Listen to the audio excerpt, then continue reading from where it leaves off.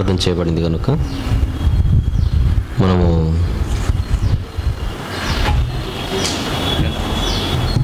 నేరుగా వాక్యంలోనికి ప్రవేశిద్దాం. వేదిక మీద ఉన్నటువంటి బిషప్ ప్రభుదాస్ గారు ఒక వేదాంత విద్యను సమాజానికి అందించే ఒక డయాసిస్ ఏంటండి, ఐఎన్ఏ డయాసిస్లో బిషప్ గారు వాళ్ళు అందించేది వేదాంత విద్య. వేదాంత విద్యను థియాలజీ అని అంటారు. వేదాంత విద్యను అభ్యసించడానికి ఒక పద్ధతి ఉంటుంది, క్రమం ఉంటుంది, విధానం ఉంటుంది. జూన్లో బడులు తెరిస్తే ఏప్రిల్ వరకు దాన్ని ఒక పద్ధతి ప్రకారంగా ఆ విద్యను నేర్పిస్తారు. అది కళాశాలైనా యూనివర్సిటీలైనా దానికంటే ఒక సిలబస్ ఉంటుంది. ఉదాహరణకు బడి విద్యను చూస్తే 6 సబ్జెక్టులు ఉంటాయి. 6 సబ్జెక్టులలో భాషలకు సంబంధించి 3, ఇంగ్లీష్, హిందీ అండ్ తెలుగు. సబ్జెక్టులకు సంబంధించి 3, సోషల్, సైన్స్ అండ్ మ్యాథ్స్. ఇందులో ఒక్కొక్క సబ్జెక్ట్ని నేర్చుకోవడానికి ఒక్కొక్క విధానం అవలంబిస్తారు. బయాలజీ నేర్చుకోవాలంటే చక్కగా డ్రాయింగ్స్ ప్రాక్టీస్ చేయాలి. లాంగ్వేజ్ నేర్చుకోవాలంటే రాయడం, మాట్లాడడం, అలాగే వ్యాకరణం, వీటన్నిటిపై అవగాహన పెంచుకోవాలి. ఒక్కొక్క సబ్జెక్ట్ నేర్చుకోవడానికి ఒక్కొక్క పద్ధతి ఉంటుంది. అలాగే బైబిల్ నేర్చుకోవడానికి కూడా ఒక పద్ధతి లేకుండా మనం చదివితే, పద్ధతి లేకుండా నేర్చుకుంటే బైబిల్ అర్థం కాదు. ఎప్పుడైతే బైబిల్ అర్థం కాదో అది అపార్థం అవుతుంది. అర్థం కానప్పుడు జరిగేదేంటి? అపార్థం. అలా అపార్థము, లేఖనాలు అపార్థము చేసుకొనబడకూడదు అన్న ఉద్దేశంతోనే లేఖనాలను వివరించడానికి ఒక శాస్త్రం,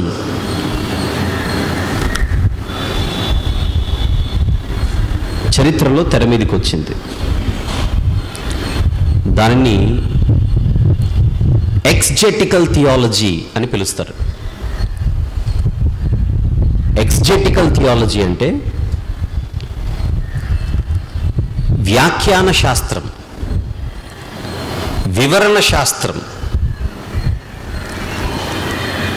బిబ్లికల్ థియాలజీలో అంటే బైబిల్ వేదాంత విద్యలో ఎక్స్జెటికల్ థియాలజీ అనేది చాలా కీలకమైన విభాగం. It's a very crucial branch of Bible theology. లేఖనాలను వ్యాఖ్యానించడం, లేఖనాలను వివరించడం, ఆ వివరించడానికి ఒక పద్ధతి, ఒక క్రమం. ఒక టైలర్ గారి దగ్గరికి వెళ్ళి బట్టలు ఇస్తే ఒక పద్ధతి ప్రకారంగా ఆ వ్యక్తి ఒక కొలతలు తీసుకుంటాడు, ఆ బట్ట యొక్క మెజర్మెంట్ తీసుకుంటాడు, దాన్ని కట్ చేసే ఒక విధానం ఉంటుంది, దాన్ని కుట్టే ఒక విధానం ఉంటుంది. దాన్ని టైలరింగ్ అని అంటాం. కత్తెర ఉంది కదా అని ఎలా పడితే అలా కట్ చేస్తానంటే కుదరదు. హెయిర్ కటింగ్ సెలూన్కి వెళ్ళినా ఒక పద్ధతి ప్రకారంగా, లెక్క ప్రకారంగా, కొలతల ప్రకారంగా ఆ హెయిర్ కటింగ్ నడుస్తుంది. కత్తెర పట్టుకున్న ప్రతి ఒక్కడు కత్తిరిస్తానంటే కుదరదు. విధానం, అసలు విధానము లేని సందర్భం ఏముందో చెప్పండి ఒకసారి. వంట చేయడానికి విధానం ఉంది, వడ్డించడానికి విధానం ఉంది, తినడానికి విధానం ఉంది. మనము చేసే ప్రతి పనిలో విధానం ఎలాగైతే మనం అవలంబిస్తామో బైబిల్ని నేర్చుకోవడానికి కూడా, బైబిల్ని అర్థం చేసుకోవడానికి కూడా, బైబిల్ని వ్యాఖ్యానించడానికి కూడా, లేదా బైబిల్ని వివరించడానికి కూడా ఒక విధానం ఉంది. ఆ విధానాన్ని తెలియజేసేదే ఒకటి హెర్మెన్యూటిక్స్ అంటారు దీన్ని. అంటే దేని తర్వాత ఏది చేయాలి, దేని తర్వాత ఏది చేయాలి, బైబిల్ని నేర్చుకోవడానికి ఎలాంటి ప్రిన్సిపల్స్ని మనం అవలంబించాలి అని తెలియజేసే శాస్త్రమే హెర్మెన్యూటిక్స్ అని అంటారు. ఇది ఇలా చేయాలి, అలా చేయాలి, ఇది ఫార్ములా తీసుకోవాలి, ఈ సూత్రాన్ని పాటించాలి అని ప్రిన్సిపల్స్ని మనకు చూపించేదే హెర్మెన్యూటిక్స్. చూపింపబడిన ప్రిన్సిపల్స్ని అప్లై చేసేదే ఎక్స్జెటికల్ థియాలజీ. నేను 2 పేర్లు ఉపయోగించాను ఇక్కడ. ఈ 2 కూడా వ్యాఖ్యాన శాస్త్రాలే. ఎన్నో శాస్త్రాలు ఉన్నాయి కదూ ప్రపంచంలో. ఎన్నో శాస్త్రాలలో ఒక శాస్త్రం పేరు వ్యాఖ్యాన శాస్త్రం. వ్యాఖ్యాన శాస్త్రాన్ని 2 పేర్లతో పిలుస్తారు ఇంగ్లీష్లో. ఒకటి హెర్మెన్యూటిక్స్, 2 ఎక్స్జెటికల్ థియాలజీ లేదా ఎక్స్జీసిస్ అని అంటే ఇంకా బాగుంటుంది. హెర్మెన్యూటిక్స్, ఎక్స్జీసిస్, ఈ రెండిటికి తెలుగులో ఒకటే పేరు వ్యాఖ్యాన శాస్త్రం. ఈ రెండిటికి ఉన్న చిన్న తేడా ఏంటని అడిగితే ఒకే ఒక లైన్. అది ఈత ఎలా ఈదాలి నీళ్ళల్లో అని ప్రశ్నిస్తే హెర్మెన్యూటిక్స్ అన్న శాస్త్రం దగ్గరికి వెళితే నువ్వు ఫస్ట్ చక్కగా నీటి దగ్గరికి వెళ్ళాలి, సేఫ్ సైడ్గా ఏదైనా నువ్వు వాటర్ బెల్ట్ వేసుకోవాలి, అప్పుడు దాంట్లో దిగాలి. దిగిన తర్వాత వచ్చినోళ్ళలాగా బిల్డప్ ఇవ్వకుండా ఫస్ట్ నిదానంగా దిగాలి. దిగిన తర్వాత ఒక 4-5 రోజులు ప్రాక్టీస్ చేసిన తర్వాత మొదట్లో ఈత వచ్చినోడు పక్కన ఉంటే నువ్వు బయటకు వస్తావు. తర్వాత బాగా నేర్చుకోవాలంటే ఒక 4 రోజులు ప్రాక్టీస్ చేయాలి. ఇలా చెప్పేది హెర్మెన్యూటిక్స్. ఓకే సార్ అని హెర్మెన్యూటిక్స్ దగ్గర నమస్కారం పెట్టి ఎక్స్జీసిస్ దగ్గరికి వెళితే తేడా చెప్తున్నాను మీకు. ఎక్స్జీసిస్ దగ్గరికి వెళ్తే నువ్వు నీటి దగ్గరికి వెళ్ళు, దిగు, కొట్టు అని చెప్పదు, అదే దిగి కొట్టి చూపిస్తుంది. అది తేడా. ఇలా దిగాలి, దిగుతుంది. ఇలా చేతులు ఆడించాలి, ఆడించి చూపిస్తుంది. ఇలా కాళ్ళు ఆడించాలి, ఆడించి చూపిస్తుంది. హెర్మెన్యూటిక్స్ అనేది చెప్పుతుంది ఇలా వెళ్ళమని, పోస్ట్ ఆఫీస్కి ఎలా వెళ్ళాలి. హెర్మెన్యూటిక్స్ దగ్గరికి వెళ్తే మెయిన్ రోడ్డుకి వెళ్ళి రైట్కి తిరిగి స్ట్రైట్కి వెళ్ళి ఫస్ట్ లెఫ్ట్ తిరుగు, అది చెప్పి ఇక్కడ ఎక్కడే ఉంటుంది. ఏంటి? హెర్మెన్యూటిక్స్. ఎక్స్జీసిస్ దగ్గరికి వెళితే నేను కూడా వస్తాను పదా అని చూపిస్తుంది. ఈ 2 పదాలను మనసులో పెట్టుకోవాలి. ఇప్పుడు నేను ఈరోజు మీతో మాట్లాడుతున్నది ఎక్స్జీసిస్ గురించి లేదా ఎక్స్జెటికల్ థియాలజీ గురించి. బైబిల్ని నేర్చుకోవడానికి అటు హెర్మెన్యూటిక్స్ అండ్ ఎక్స్జెటికల్ థియాలజీ 2 మనసులో పెట్టుకుంటే ఈ 2 శాస్త్రాలు బైబిల్ విద్యార్థులకు ఒక పద్ధతి నేర్పిస్తాయి. ఆ పద్ధతిలో మొదటిది మ్యాటర్. ఏంటది? మ్యాటర్ అంటే విషయం. దీన్ని మీరు మ్యాటర్ ఆఫ్ ఎక్స్జెటికల్ థియాలజీ అని పిలవచ్చు. మ్యాటర్ ఆఫ్ ఎక్స్జెటికల్ థియాలజీ అని పిలవచ్చు. అంటే విషయ వ్యాఖ్యాన వేదాంతం. మ్యాటర్ని తెలుగులో ఏమంటాం మనం? విషయం. విషయ వ్యాఖ్యాన వేదాంతం. ఇది ఒక పాయింట్, ఇది ఒక సైడ్ హెడ్డింగ్. ఇది అసలు బైబిల్ అర్థం కావాలంటే మనం దేన్ని చదవాలి? బైబిల్ చదవాలి. బైబిల్ని పక్కన పెట్టి నేను ఎక్కడెక్కడో తిరుగుతానంటే కుదరదు. గనుక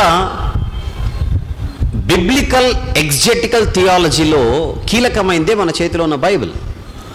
పాత నిబంధన, క్రొత్త నిబంధన.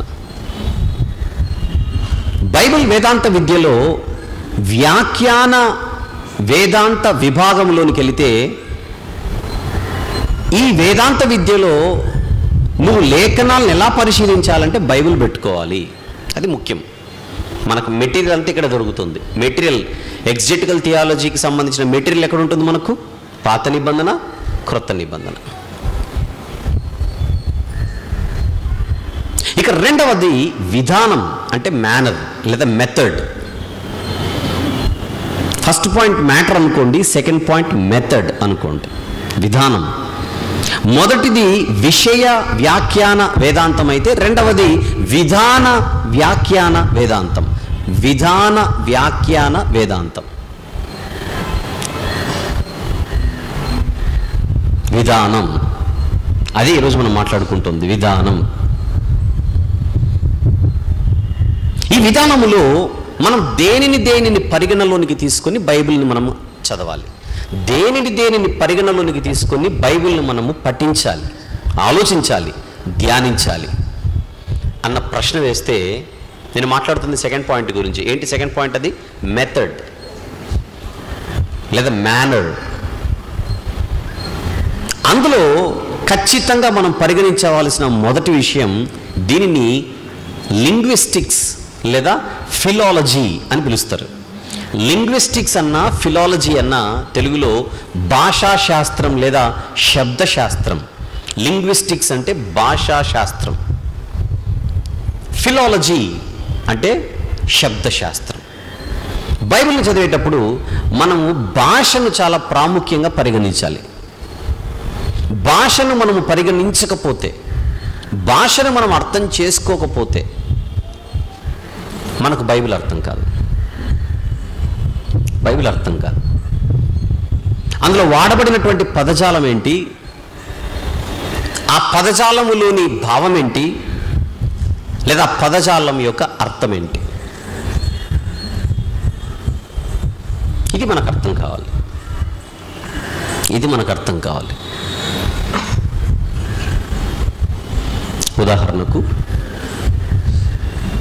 ఉదాహరణకు బైబిల్లో కృప అనే ఒక పదం ఉంటుంది, తెలుసు మనకు బాగా.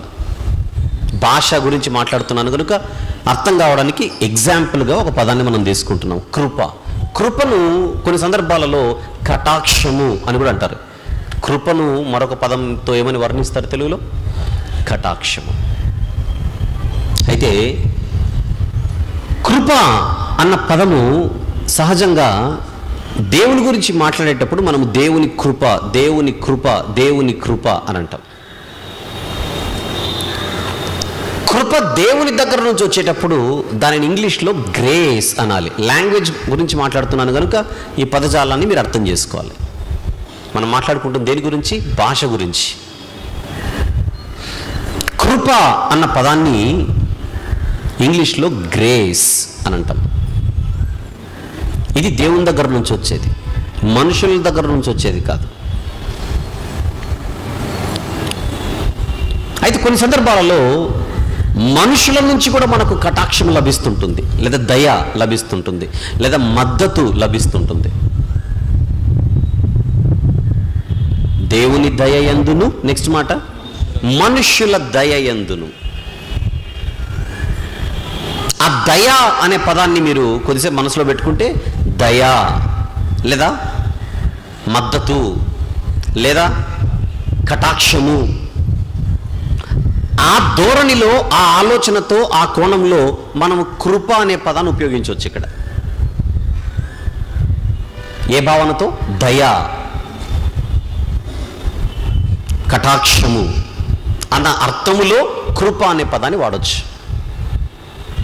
అయితే ఇంగ్లీష్కి వచ్చేసరికి మనుషుల నుండి ఒకవేళ ఈ దయ, మనుషుల నుండి ఒకవేళ ఈ కటాక్షం, మనుషుల నుండి ఒకవేళ ఈ కృప వస్తే దాన్ని గ్రేస్ అని వాడకూడదు. ఇంగ్లీష్లో ఏమని వాడాలి? ఫేవర్ అని వాడాలి. ఏమని వాడాలి? ఫేవర్.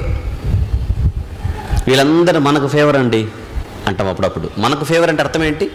మన సపోర్టర్స్ అండి, మనకు సపోర్ట్ చేస్తారండి, మనకు మద్దతు తెలిపే వాళ్ళండి, మనోళ్ళండి, అది ఉద్దేశం. అక్కడ మనకు ఫేవర్, మన ఫేవర్లో ఉన్నారు అనే మాట మనం మాట్లాడుతున్నప్పుడు తెలుగులో కటాక్షము, కృప అన్న పదాలు మనం వాడుతూ అది మనుషులకు ఆపాదించి మనుషుల నుండి వచ్చేది అని మనం అనుకున్నప్పుడు దానిని గ్రేస్ అనే పదాన్ని వాడకూడదు. అది ఏ అర్థంలో ఉంటుంది? Favour, support. కానీ దేవుని దగ్గరకు వచ్చేసరికి అది గ్రేస్ అయిపోతుంది. ఎందుకు? దేవుడు అంటే అర్హత కలిగినవాడు, మనిషి అంటే అర్హత లేనివాడు. అర్హత లేని వాడికి ఉచితంగా దేవుడు దయచేసేదే కృప అని చాలాసార్లు మనం మాట్లాడుకున్నాం. ఎట్లనగా తన ప్రియుని యందు తాను ఉచితముగా, అంటే ఫ్రీగా, ఉచితముగా మనకు అనుగ్రహించిన తన కృప. బైబిల్ ఎక్కడైనా కటాక్షము, కొన్ని తెలుగు ఓల్డ్ బైబిల్స్లో కటాక్షము అని ఉంటుంది.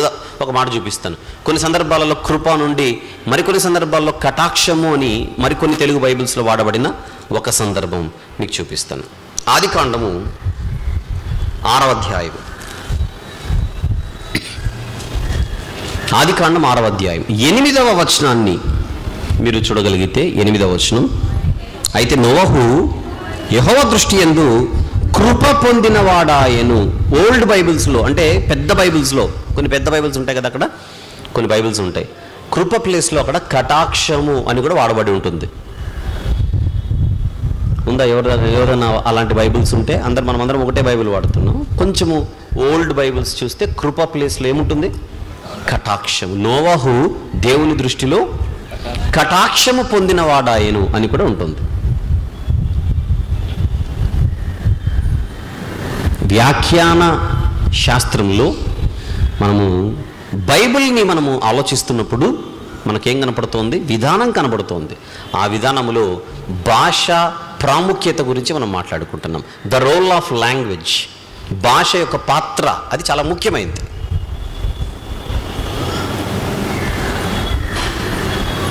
అంతా మీ దయ అండి అని మనిషిని అన్నాం అనుకోండి, ఆ మనిషిని దేవుడిగా చూస్తూ అన్నట్టు కాదు. అది దేవుని దగ్గరకు వచ్చేసరికి అంతా దేవుని దయ అన్నాం అనుకోండి, ఆ భావన, ఆ ఉద్దేశం, ఆ ఫీలింగ్ వేరు.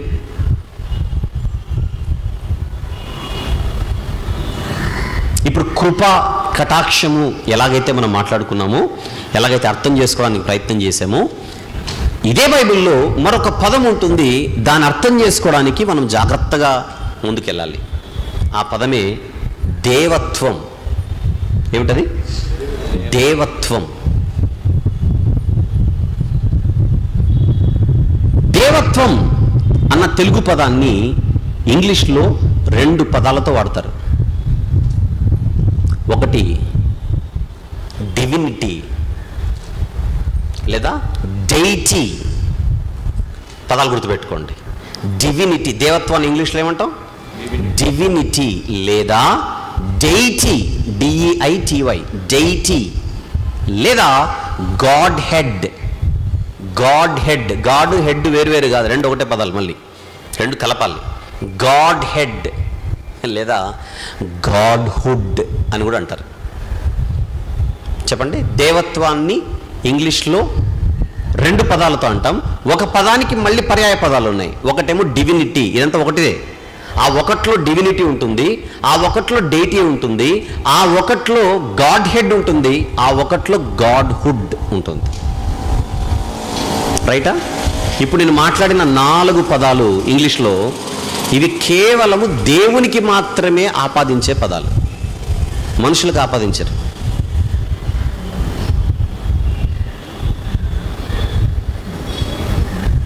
రోమా చక్రవర్తులు, కైసరులు అని ఎవరైతే ఉండేవారో వాళ్ళు వారిని వారు దేవుళ్ళుగా ప్రకటించుకున్నారు. ఎప్పుడైతే వాళ్ళ సామ్రాజ్యం స్థిరపరచబడిందో, వాళ్ళు ఒక ఆజ్ఞ జారీ చేసి, మీరు ఖచ్చితంగా మాకు పూజించాలి, ఖచ్చితంగా మాకు మొక్కాలని రోమా చక్రవర్తులు వారిని వారు ప్రకటించుకున్నారు. అంటే వారిని వారు డెయిటీస్గా ప్రకటించుకున్నారు. దేనిగా? డెయిటీస్గా, అంటే దేవుళ్ళుగా ప్రకటించుకున్నారు. చెప్పండి. దేవత్వము అన్న తెలుగు పదాన్ని ఇంగ్లీష్లో ఏమంటాం? Divinity, deity, godhead, godhood. ఈ 4 ఎవరికి వర్తించేవి? దేవునికి, పూజార్హుడికి, స్తోత్రార్హుడికి వర్తించేవి.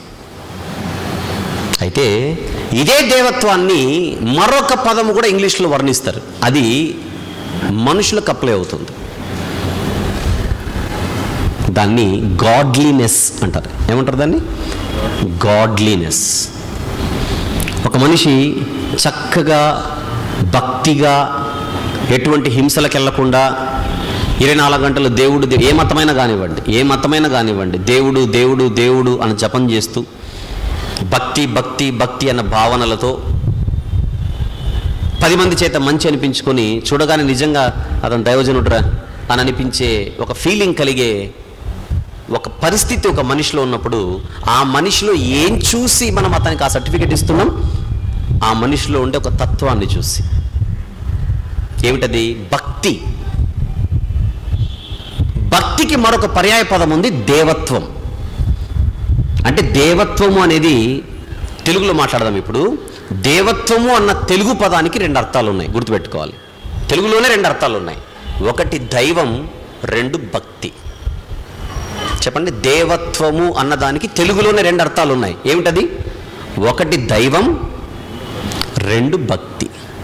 దైవం అన్నది దేవునికి వెళ్ళిపోతుంది, భక్తి అన్నది మనిషికి వస్తుంది. ఇంగ్లీష్లో ఒక స్లోగన్ ఉంటుంది, cleanliness is always next to godliness అంటాడు. Cleanliness is next to godliness. తెలుగులో, ఇంగ్లీష్లో సామెత అది. Cleanliness is next to godliness. Cleanliness అంటే పరిశుభ్రత. పరిశుభ్రతకు మించింది ఏమీ లేదు.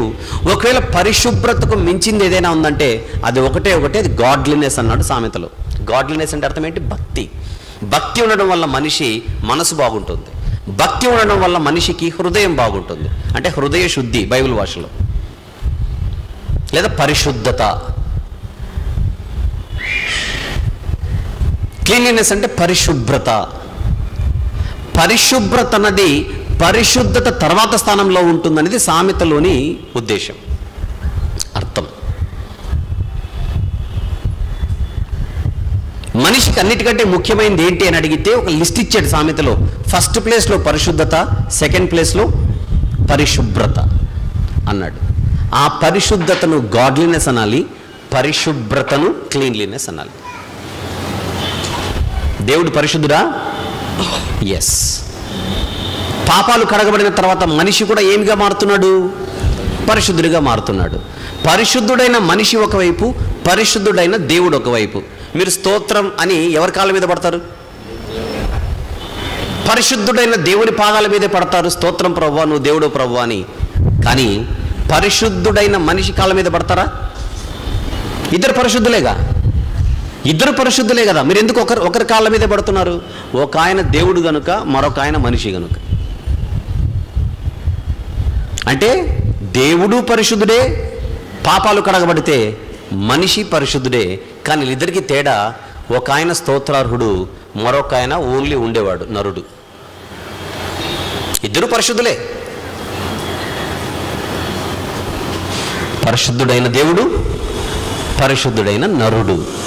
పరిశుద్ధుడైన దేవునికి, పరిశుద్ధుడైన నరుడికి తేడా ఏంటి? దేవుడు స్తోత్రార్హుడు, స్తుతికి పాత్రుడు, పూజార్హుడు. ఇది మనిషికి ఆపాదించబడదు. ఇప్పుడు మనం మాట్లాడుకుంటుంది దేవత్వం అనే పదం గురించి. బైబిల్లో మనకు దేవత్వం అన్న పదం అక్కడక్కడ వాడబడింది.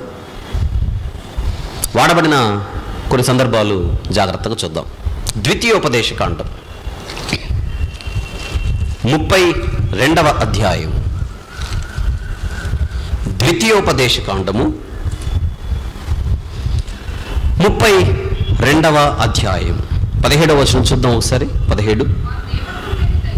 వారు దేవత్వము లేని దయ్యములకు, దయ్యాలంటే ఏంటో కాదు అని కింద అంటున్నాడు మళ్ళీ. వారు దేవత్వము లేని దయ్యములకు, నెక్స్ట్ మాట, తామెరుగని దేవతలు. దేవతలు అంటే ఇక్కడ భారతదేశంలో ఉన్న దేవతలని కాదు, ఇక్కడ బైబిల్ ఉద్దేశం. ఐగుప్తు నుండి బయటకు వచ్చినప్పుడు వాళ్ళు ఏ దేవతలనైతే, కనాన్లోనికి వచ్చిన తర్వాత వాళ్ళు ఏ దేవతలనైతే పూజించబోతున్నారో, లేకపోతే ఐగుప్తు నుంచి బయటకు వచ్చినప్పుడు ఏ దేవతలనైతే వాళ్ళు పూజించారో ఒక దూడం చేసుకొని. బైబిల్లో దేవతలు అనగానే భారతదేశంలో ఉన్న దేవతల గురించి మాట్లాడుతున్నారని వెంటనే దాన్ని రచ్చ చేయకూడదు. బైబిల్లో చెప్పబడిన పాత నిబంధనల చరిత్ర అంతా, కొన్ని కొత్త నిబంధన చరిత్ర అంతా ఆ ఇశ్రాయేలు తిరిగిన దేశాలలో ఉన్నటువంటి పరిస్థితులను తెలియజేస్తూ వివరిస్తున్నటువంటి చరిత్ర అది. వారు దేవత్వము లేని దయ్యములకు, తామెరుగని దేవతలకు, క్రొత్తగా పుట్టిన దేవతలకు, తమ పితరులు భయపడని దేవతలకు బలి అర్పించిరి. ఎందుకని బలి అర్పించిరి? ఎందుకని బలి అర్పించిరి? అబ్రహాము, ఇస్సాకు, యాకోబులు ఇలాంటి పితరులు ఎవరైతే ఉన్నారో వాళ్ళు ఏ జీవము గల దేవుణ్ణైతే దేవుడు దేవత్వము కలిగిన వాడు అని అనుకొని పూజించారో ఆ దేవుణ్ణి పక్కన పెట్టి ఇతర దేవతలలో వారు ఏముందని చెప్పి బలులు అర్పించారు? ఏముందని చెప్పి బలులు అర్పించారు? దేవత్వం ఉందని. దేవత్వం ఉన్నది అని అంటే వాళ్ళ ఉద్దేశం ఏంటి? దైవాలు అని. దేవత్వము ఉన్నది అంటే వాళ్ళ ఉద్దేశం ఏంటి? దైవాలు అని. ఇప్పుడు ఇంగ్లీష్లో ఇక్కడ మనకు దేవత్వం అనే పదం ఉంది కదూ, ఉందా పదం అక్కడ? దేవత్వం అనే పదం ఉంది కదూ. దేవత్వం అన్న పదానికి ఇంగ్లీష్లో ఏముందో నేను చదువుతున్నాను, చదవాలిగా. మరి మనం మాట్లాడుకుంటుంది దేని గురించి? ఫిలాలజీ గురించి కదా. ఎగ్జెటికల్ థియాలజీలో దేని గురించి మాట్లాడుకుంటున్నాం మనం? భాషా శాస్త్రం గురించి మనం మాట్లాడుకుంటున్నాం. ద్వితీయోపదేశకాండము 32వ అధ్యాయము మనం మాట్లాడుకుంటోంది. 17వ వచనంలో ఏముందో నేను చదువుతున్నాను. తెలుగులో ఏముంది అక్కడ? వారు దేవత్వము లేని దయ్యములకు, దేవత్వము అన్నదాన్ని ఇంగ్లీష్కి వచ్చేసరికి ఏముందో నేను చదువుతున్నాను. They sacrifice to false gods which are not god, which are not god. False gods which are not god అంటే దేవత్వము లేని దయ్యములకు అని తెలుగులో అంటే, ఇంగ్లీష్కి వచ్చేసరికి దైవము కాని దేవతలు, దేవుడు కాని దైవతలు. అందుకే చదివాను అక్కడ గాడ్ 17వ వచనంలో ఏముంది అక్కడ? They sacrifice to false gods which are not god. దేవత్వము అంటే భక్తని కాదు, దేవత్వం అంటే తత్వం అనే కాదు. దేవత్వము అన్న తెలుగు పదం దైవం అన్న పదానికి పర్యాయ పదంగా వాడబడింది బైబిల్లో కొన్ని చోట్ల. మీకు విషయం చెప్తాను. మానవత్వం అంటాం జనరల్గా. మానవత్వం అంటే మనిషిగా పుట్టినందుకు ఆ మనసు, ఒరే మనిషిరా నువ్వు మానవత్వం ఉండాలిరా అంటాం. మానవత్వం అంటే అర్థం ఏంటి? మనస్సాక్షి అనేది ఒకటి ఉండాలి మనిషిన తర్వాత. కడుపుకు అన్నమే తింటున్నావు కదా అని రకరకాల మాటలు మాట్లాడతాం. మానవత్వానికి మాతృత్వానికి చిన్న తేడా ఉంది పదజాలంలో. మాతృత్వం అంటే అర్థం ఏంటి? అందరు స్త్రీలు మాతృత్వం కలిగిన వారు కాదు, తల్లులైన వారే మాతృత్వం కలిగిన వారు. అంతేనా? ఎప్పుడైతే ఒక స్త్రీ తల్లి అవుతుందో ఆవిడ ఏ దశలోనికి ప్రవేశిస్తున్నట్టు తన జీవితంలో? మాతృత్వ దశ. దాని ఇంగ్లీష్లో మదర్హుడ్ అని అంటాం. పితృత్వము అని అంటాం తెలుగులో. పితృత్వం అంటే అర్థం ఏంటి? తండ్రి అవ్వడం. దాన్ని ఫాదర్హుడ్ అని అంటాం. నా చిన్నతనంలో నుండి బాల్య ఆడుకునే వాళ్ళమండి ఈ గ్రౌండ్లో. చిన్నతనం, బాల్యం, ఇంగ్లీష్లో ఏమంటారు? చైల్డ్హుడ్. చూసారా మనిషి జీవితంలో దశలు ఉన్నాయా? బాల్యాన్ని ఏమంటున్నాం? చైల్డ్హుడ్. పితృత్వ దశ ఏమంటున్నాం? ఫాదర్హుడ్. ఒక మనిషి ఎప్పుడైతే ఫాదర్హుడ్ అనే దశలోనికి ప్రవేశిస్తాడో, తండ్రిగా ఎప్పుడైతే తన జీవితంలో ప్రవేశిస్తాడో, అప్పుడు ఆ వ్యక్తి ఒక స్టేజ్లో ఉన్నాడు. ఏ స్టేజ్ అది? నాన్న తండ్రి అనే దశ. దాన్ని పితృత్వ దశ అని అంటాం. స్త్రీలకైతే మాతృత్వ దశ అని అంటాం.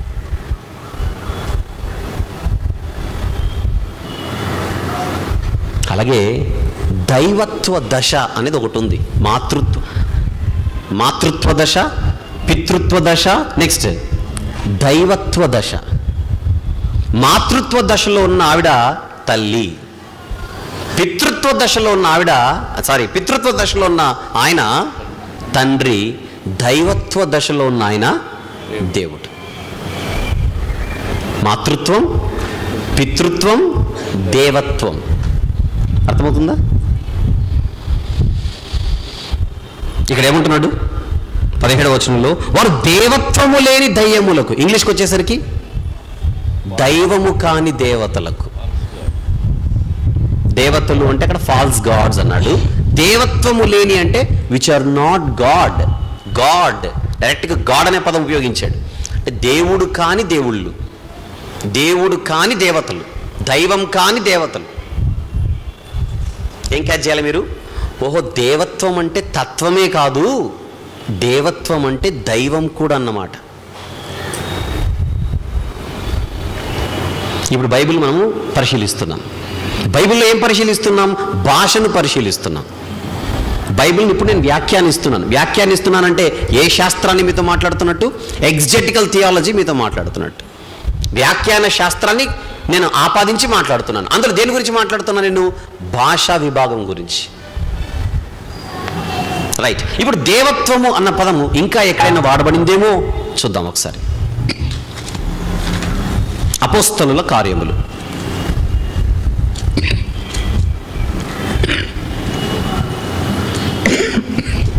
17వ అధ్యాయం, క్షమించండి, అపోస్తలుల కార్యములు 17వ అధ్యాయం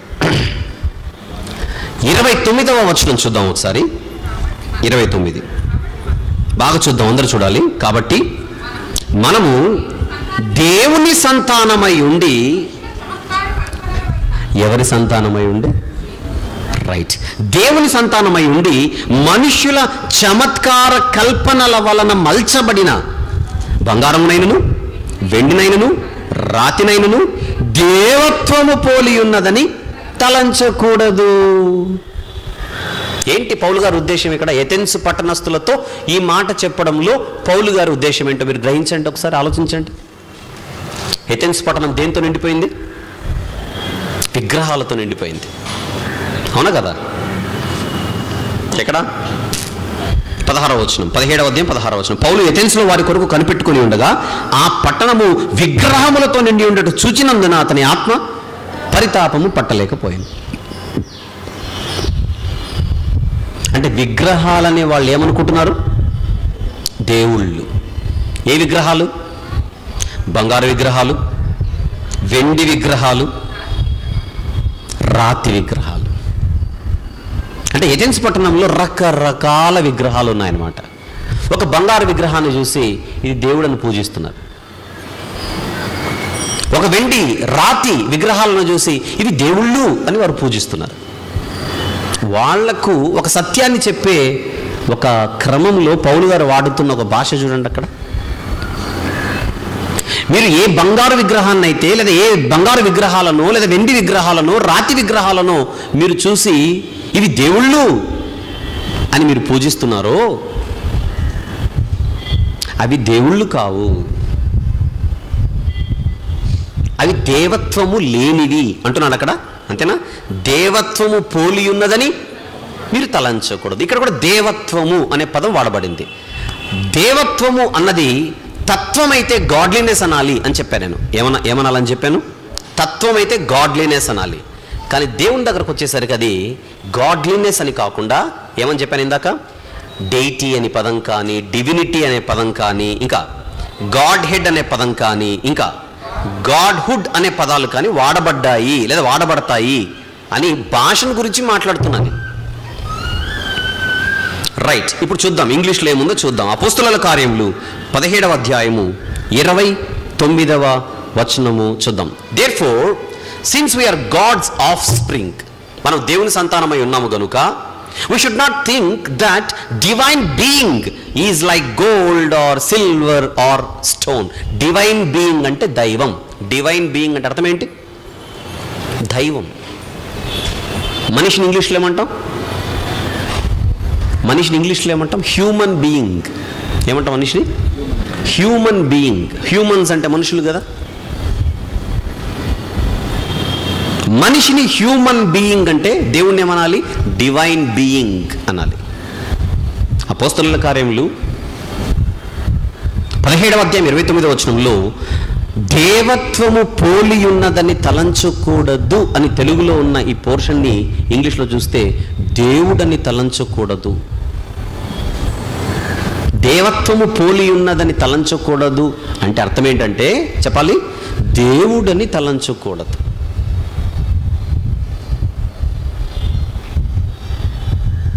విగ్రహాలను చూసి దేవుళ్ళు అనుకుంటున్నారు, అవి దేవుళ్ళు కావు. మీరు దేవుళ్ళు దేవతలని దాన్ని తలంచకండి. సృష్టిని సృష్టించిన వాడే దేవుడు అని చెబుతున్నాడు పౌలు గారు. ఇప్పుడు మనం అపోస్తలుల కార్యంలో 17వ అధ్యాయంలో ఎథెన్స్ పట్టణంలో పౌలు గారు ఏం బోధించాడు అనేది కాదు మన పాయింట్. ఇక్కడ ఒక పదం కోసం వస్తున్నాం. ఏమిటి ఆ పదం?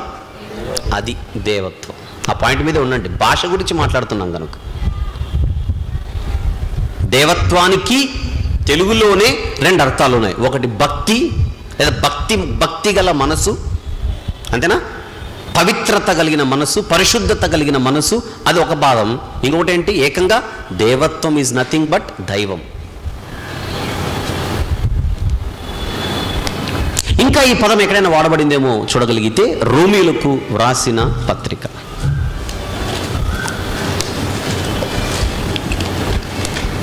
వచనం మీరే చెప్పండి. 1వ అధ్యాయం వచనం మీరు చెప్పండి. 20వ వచనం. ఆయన అంటే దేవుడు, ఆయన అదృశ్య లక్షణములు అనగా ఆయన నిత్యశక్తియు దేవత్వం. దేవుణ్ణి దేవుడు అని ఎందుకు అనాలి? దేవుణ్ణి దేవుడు అని ఎందుకు అనాలంటే ఆయనకు ఒక లక్షణం ఉంది. ఏంటది? దేవత్వము. అంటే దేవుడు అని అనిపించుకోవడానికి ఉండాల్సిన అన్ని లక్షణాలు ఆయనకున్నాయి కనుకనే దేవుడు. అంతేనా? దేవత్వం అంటే అర్థం ఏంటి? ఆయనను దేవుడు అని అనడానికి ఏ తత్వం అయితే ఆయనకు ఉండాలో, ఏ లక్షణం అయితే ఆయనకు ఉండాలో, ఏ లక్షణాన్ని బట్టి ఆయనను దేవుడు అని మనం పిలుస్తున్నామో దాన్నే మనం దేవత్వం అని అంటున్నాం. ఇప్పుడు దీన్ని ఇంగ్లీష్లో ఏమన్నాడో కూడా నేను చదవాలిగా. పొరపాటున గాడ్లీనెస్ అన్నాడా? రోమపత్రిక 1వ అధ్యాయము 20వ వచనం. For since the creation of the world, God's invisible qualities, ఆ ఇన్విజిబుల్ క్వాలిటీస్ ఏంటని అడిగితే His eternal power and divine nature. ఏంటడా? Divine nature. ఇందాక చెప్పాను, పాపాలు కడగబడితే మనిషి పరిశుద్ధుడు అవుతాడు. దేవుడు మాత్రం పక్కన ఎల్లప్పుడూ పరిశుద్ధుడిగా ఉన్నాడు. ఇద్దరు పరిశుద్ధులే కదా, ఇద్దరిని పూజించడానికి కుదరదు. ఒకరే పూజార్హులు. భక్తి అన్నది ఒక మనిషిలో ఉంటే ఆ మనిషి దేవత్వము కలిగిన వాడు, అంటే దేవుని తత్వంలోనికి వచ్చినవాడు. అన్నంత మాత్రాన ఆ వ్యక్తి పూజార్హుడు కాలేడు. కానీ పక్కన దేవుడు మాత్రం దేవత్వము కలిగిన పూజార్హుడు. Because he's deity. అది point. Man can never become deity. మనిషి ఎప్పటికీ డెయిటీ కాలేడు. మనిషి ఎప్పుడు కూడా గాడ్హుడ్లోనికి రాలేడు. అంటే దైవత్వ దశ అనేది ఒకటి ఉంది, పూజార్హుడు అని అనిపించుకునే దశ ఒకటి ఉంది, స్తోత్రార్హుడు అని అనిపించుకునే ఒక దశ ఉంది. ఏ మనిషి కూడా ఆ జోన్లోకి వెళ్ళలేడు. ఇక నువ్వు ఎంత కొట్టుకున్నా, పరిశుద్ధత విషయంలో దేవుడు నీకు 100కు 100 మార్కులు వేసినా నువ్వు బార్డర్ బయటే ఉంటావు కానీ బార్డర్ లోపలికి రాలేవు. బార్డర్ లోపల ఉండడానికి బార్డర్ బయట ఉండడానికి తేడా ఏంటి? బార్డర్ లోపల ఉన్న వాళ్ళు పూజార్హులు.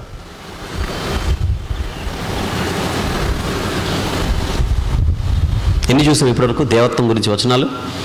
3. ఇప్పుడు ఇంకొకటి చూద్దాం. 4. కొలస్సీయులకు వ్రాసిన పత్రిక 2వ అధ్యాయం. కొలస్సీ పత్రిక 2వ అధ్యాయం 9వ వచనం చూద్దాం. 9 ఎలయనగా, మళ్ళీ ఇదే పదం మనం చూస్తున్నాం ఇక్కడ. ఏమిటది?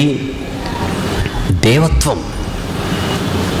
దేవత్వము యొక్క సర్వ పరిపూర్ణత శరీరముగా క్రీస్తునందు నివసించుచున్నది. ఇక్కడ చూసారా, మళ్ళీ దేవత్వం అనే పదం వాడబడుతుంది ఇక్కడ.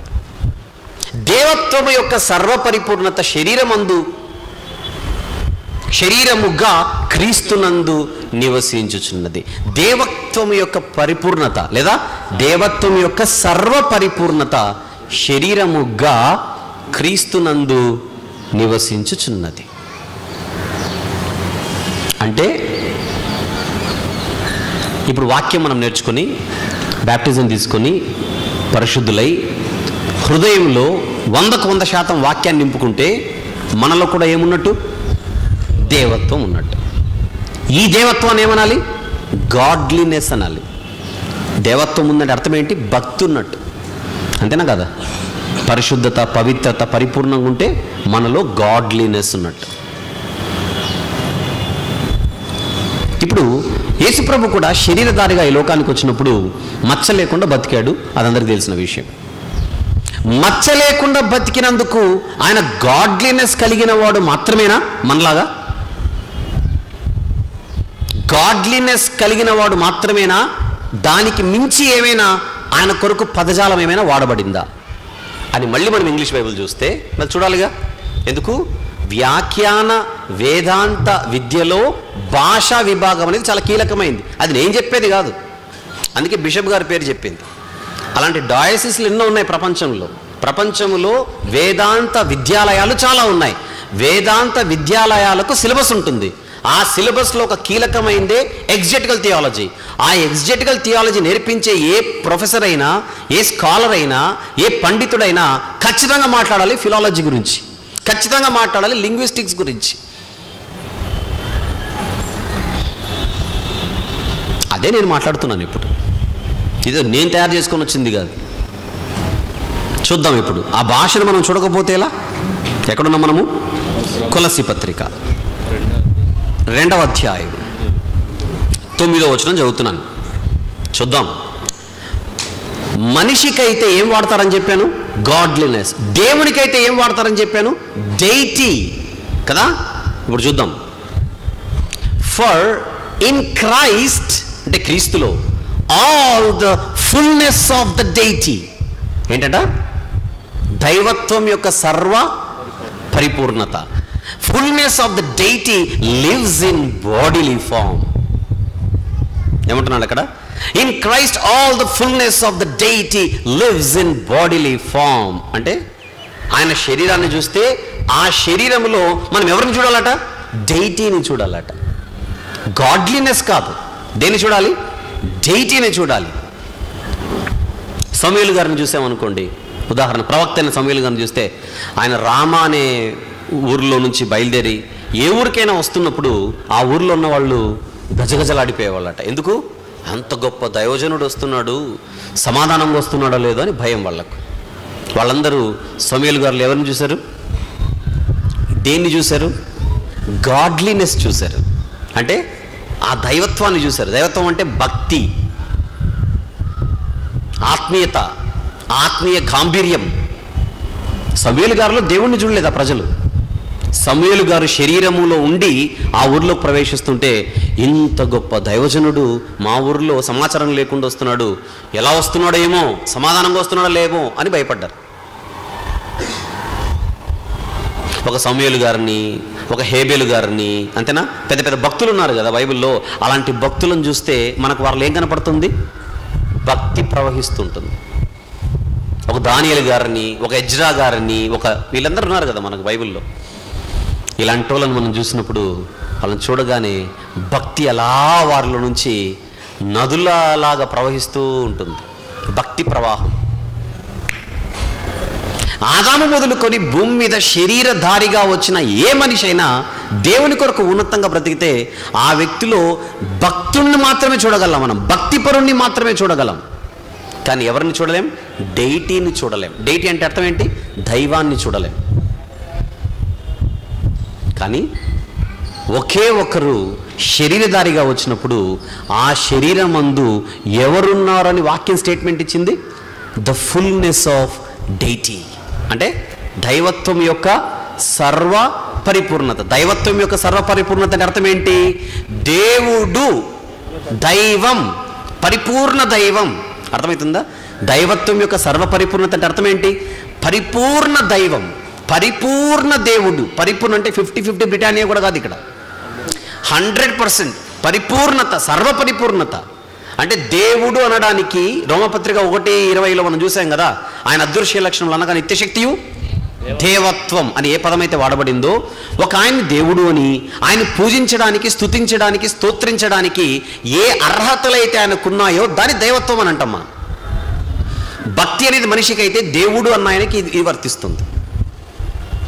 ఆ దైవత్వపు పరిపూర్ణత, సర్వ పరిపూర్ణత ఎలా క్రీస్తునందు ఉందట? శరీరముగా క్రీస్తునందు నివసించుచున్నది. అంటే అర్థం ఏంటంటే ఆయన శరీరంలో లేనప్పుడు, శరీరం విడిచెళ్ళిపోయిన తర్వాత మాత్రమే కాదు, శరీరధారిగా ఉన్నప్పుడు కూడా ఆయన ఏ దైవం? పరిపూర్ణ దైవం అంట. ఎవరైనా పరిపూర్ణ దైవం. శరీరధారిగా వచ్చినప్పుడు కూడా యేసుప్రభువు ఎవరు చెప్పాలి? పరిపూర్ణ దైవం. మళ్ళీ పొరపాటున కొంచెం ఇటు కొంచెం అటు అని కాదు అక్కడ. ఆయన పరిపూర్ణ మానవుడు, నెక్స్ట్ పరిపూర్ణ దేవుడు. అదే ఆయన గొప్పతనం. పరిపూర్ణ మానవుడు, పరిపూర్ణ దేవుడు. అంటే మానవుడిగా వచ్చి ఒక టార్గెట్తో వచ్చాడు కనుక, ఒక లక్ష్యం పెట్టుకొని వచ్చాడు కనుక ఆ దైవ శక్తులను ఆయన ఉపయోగించుకోలేదు. అంతేనా కదా? ఎందుకు ఉపయోగించుకోలేదు? పర్పస్ అనేది ఫుల్ఫిల్ కావాలి. అక్కడ ఉద్దేశం ఎందుకు వచ్చాడు ఆయన? సర్వమానవాళి కోసం రక్తం గార్చి ప్రాణం పెట్టి రక్షణ దయచేయడానికి వచ్చిన ఆయనను చంపడానికి వచ్చిన వాళ్ళు చంపేస్తేక ఆయన ఎంతసేపు ఆయనకు ఆ పని ఎంతసేపు చెప్పండి? ఎంతసేపు ఆ పని ఆయనకి? నోటితో అనాల్సిన అవసరం లే, అనుకుంటే చాలా మనసులో. నోటితోనే అనాల్సిన అవసరం లే, మనసులో అనుకుంటే. చెట్టు ఎండిపోయేదట ఆన్ ద స్పాట్. తెలుసా మీకు? అంజూరు చెట్టు ఏమైపోయింది? On the spot out. అది వీళ్ళకు రైలు పరిగెత్తాయి గుండెల్లో. చెట్టు ఫలించకపోతేనే ఇంత సీరియస్ అయినోడు, మనం ఫలించకపోతే ఏం చేస్తాడరా అని. ఎంత బాగుంది కదా బైబిల్. ఎలా అర్థం చేసుకోవాలి? ఫిలాలజీ మైండ్లో పెట్టుకోవాలి, లింగ్విస్టిక్స్ మైండ్లో పెట్టుకోవాలి. ఇప్పుడు మనం దేనిపైన రీసెర్చ్ చేసాం? భాష పైన రీసెర్చ్ చేసాం. భాషలో ఒక పదం తీసుకున్నాం. ఏమిటి ఆ పదం? దేవత్వం. అసలు దేవత్వాన్ని ఏమంటున్నాడు? దేవత్వాన్ని ఏమనాలి? ఒక నిఘంటువు ఏం చెబుతోంది? ఒక డిక్షనరీ దగ్గరికి వెళితే దేవత్వానికి ఇచ్చినటువంటి పదజాలాలు ఏంటి? దాన్ని రీసెర్చ్ అని అంటారు. అదే పరిశోధన అంటే. ఈ పరిశోధనలో మనం తీసుకోవాల్సినటువంటి మూలాంశాలు ఇవి, పరిగణలోనికి తీసుకోవలసినటువంటి విషయాలు ఇవి. ఎప్పుడైతే బైబిల్ని వ్యాఖ్యానించడంలో ఈ విధానం ఎగిరిపోతుందో, ఈ పద్ధతి ఎగిరిపోతుందో, ఈ కీలకమైన ఏమంటారు ముడి పదార్థాలు ఏవైతే ఉన్నాయో అవి తీసి పడేస్తామో, భాషతో మనకు పని లేదనుకుంటామో, ఆటోమేటిక్గా అన్నీ ఎగిరిపోతాయి. నేను కేవలం ఫిలాలజీ గురించే మాట్లాడాను. వ్యాఖ్యాన శాస్త్రంలో భాషా విభాగం ఇది. వ్యాఖ్యాన విధాన శాస్త్రములో భాషా విభాగం ఇది. అసలు భాషా విభాగం మాత్రమే కాకుండా ఇంకా ఎలాంటి విభాగాలు ఉంటాయి అని ఒకవేళ మీరు అడిగితే ఇలాంటివి చాలా ఉంటాయి. బికాజ్ బైబిల్ రాయబడినప్పుడు ఈ బైబిల్లోని 66 పుస్తకాలు ఒకే కాలంలో రాయబడినవి కాదు, ఆయా కాలంలో రాయబడిన పుస్తకాలు. మరి బైబిల్ చదివేటప్పుడు ఏ కాలంలో రాయబడిందో, ఆ కాల స్థితిగతులేంటో, ఆ కాల పరిస్థితులేంటో కూడా మన మనసులో పెట్టుకోవాలి. ఒక విషయం గురించి యెషయా గారు ఎందుకు ఈ మాట అన్నారు, ఒక విషయం గురించి ఇర్మియా గారు ఎందుకు ఈ మాట అన్నారు, ఒక విషయం గురించి దానియేలు గారు ఈ మాట ఎందుకు అన్నారు, అదే విషయం గురించి బాప్తిస్మం ఇచ్చే యోహాను గారు ఎందుకు అన్నారు. ఒక చిన్న ఎగ్జాంపుల్ చెప్తాను. అంటే ఫిలాలజీ మాత్రమే కాకుండా ఇంకా ఏం పెట్టుకోవాలి మైండ్లో అనడానికి ఇంకొక ఎగ్జాంపుల్గా మీకు ఇస్తాను నేను. దానియేలు గ్రంథం 12వ అధ్యాయం.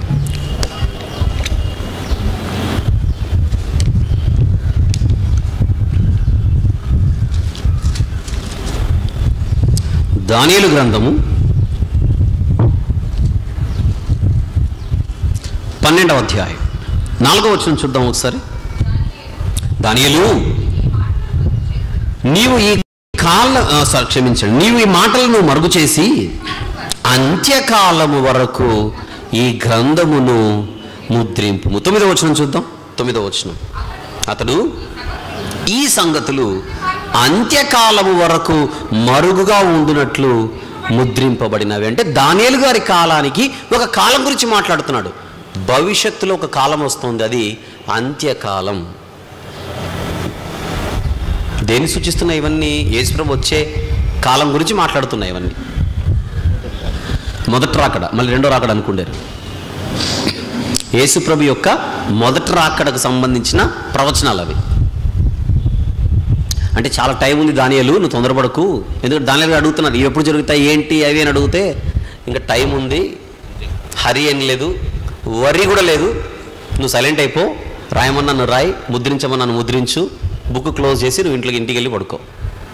కానీ అంత్యకాలం అనేది ఒకటి ఉంది, ఆ కాలాన్ని ఇవన్నీ చోటు చేసుకుంటే. దానియేలు గ్రంథంలోనే కదా ఆ రాజుల దినములలో దేవుడు ఒక రాజ్యంను స్థాపించును ఇవన్నీ మాట్లాడేది. ఇప్పుడు బాప్తిస్మం ఇచ్చే యోహాను గారు ఏమంటున్నారో చూద్దాం ఒకసారి. మత్తయి సువార్త 3వ అధ్యాయం. చెప్పాల్సిన అవసరం లేదు కదా, చాలామంది ప్రవక్తల రాజ్యం గురించి మాట్లాడారు. ఎగ్జాంపుల్గా దానియేలు గారిని తీసుకున్నాను నేను. మత్తయి సువార్త 3వ అధ్యాయం 1వ వచనం చూద్దాం ఒకసారి. ఆ దినముల యందు బాప్తిస్మం ఇచ్చే యోహాను వచ్చి, ఇంక అంత్యకాలం అని మాట్లాడట్లేనా, ఇంక ఈయన అంత్యకాలం ఏమి మాట్లాడట్లా, పరలోక రాజ్యం ఏమైపోయిందంట, సమీపించి ఉన్నది. యెషయా గారు ఏమన్నారు, శిశువు పుట్టెను, కుమారుడు అనుగ్రహించబడెను, ఆయన భుజముల మీద రాజ్యభారమును, ఆయన వచ్చినప్పుడు రాజ్యం వస్తుంది. శిశువు వచ్చినప్పుడు రాజ్యం వస్తుంది. ఎప్పుడు? అంత్యకాలం అది. దానియేలు గారు అంత్యకాలం అది. మలాకి గారు భవిష్యత్తులో జరుగుతుంది ఇదంతా కూడా. వీళ్ళందరూ కూడా అంత్య దినాల గురించి మాట్లాడారు. కానీ యోహాను గారు వచ్చేసరికి ఇంకా మీరు బాగా ఎదురు చూడాలి, ఇంకా చాలా టైం ఉంది అన్నట్టుగా చెప్పట్లా. ఈయనేమంటున్నారు, ఆయన సమీపించి ఉన్నది. ఏ రాజ్యం గురించి అయితే ప్రవక్తలు పాత నిబంధనలో అంత్యకాలం వస్తుందన్నారో, యోహాను గారు మాత్రం సమీపించి ఉన్నది అని చెబుతున్నాడు. ఇప్పుడు ఈ ఒకటే రాజ్యం గురించి వాళ్ళు మాట్లాడారు, ఒకటే రాజ్యం గురించి ఈయన మాట్లాడాడు. ఎందుకు మాట్లాడాడు? టైం ఉందని వాళ్ళు ఎందుకు అన్నారు, సమీపించినది ఎందుకు అన్నాడు? అప్పుడు మనం మైండ్లో పెట్టుకోవాల్సింది కాలవృత్తాంత శాస్త్రం. ఏంటది?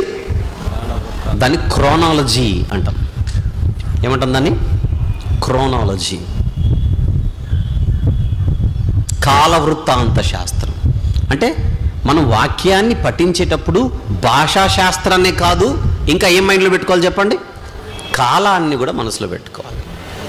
లేకపోతే మ్యాటర్ అర్థం కాదు. ఈ పుస్తకాలు వ్రాయబడిన కాలం ఏంటి, ఆనాటి సామాజిక పరిస్థితులు ఏంటి, ఆనాటి రాజకీయ పరిస్థితులు ఏంటి, అర్థం చేసుకుంటున్నారా?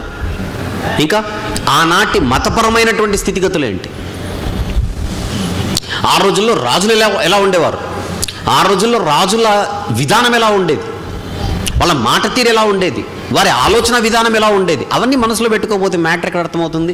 ఒక చిన్న ఎగ్జాంపుల్ చెప్తాను మీకు. నిర్గమాకాండము అంటే రాజకీయ పరిస్థితులు మనం మైండ్లో పెట్టుకోకపోతే మనకు వాక్యం ఎలా అర్థం అవ్వకుండా ఇబ్బంది పెడుతుందో తెలియజేయడానికి ఒక మాట చూపిస్తున్నాను మీకు. నిర్గమకాండము 7వ అధ్యాయం 1వ వచనము చూద్దాం ఒకసారి. కాగా యెహోవా మోషేతో ఇట్లా ఇదిగో నిన్ను ఫరోకు దేవునిగా నియమించితిని. ఎవరైనా నాకు కౌంటర్ వేయాలంటే అది వేయచ్చు నన్ను, నేనే చెప్తున్నా. యేసు ప్రభు దేవుడు అని బైబిల్లో ఉంది నమ్మంటున్నాం, మళ్ళీ మోషే కూడా దేవుడు అని ఉందిగా నమ్మేద్దామా అని అడగొచ్చు నన్ను. ఏమో అడగలేదు ఇంతవరకు, పాపం అంటే చూడలేదేమో అంతే. చూసింటే అడిగేవాళ్ళే.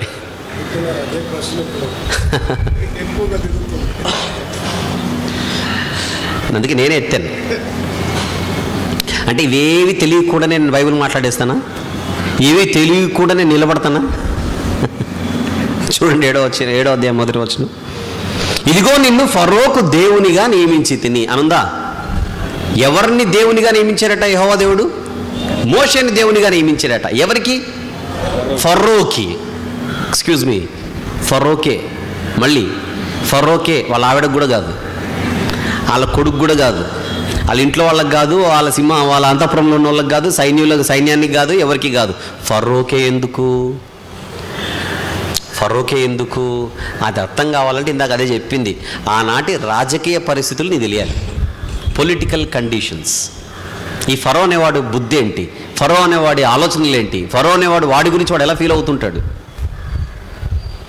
7వ అధ్యాయంలో ఫరోకి మోషేని దేవునిగా నియమించాడట దేవుడు.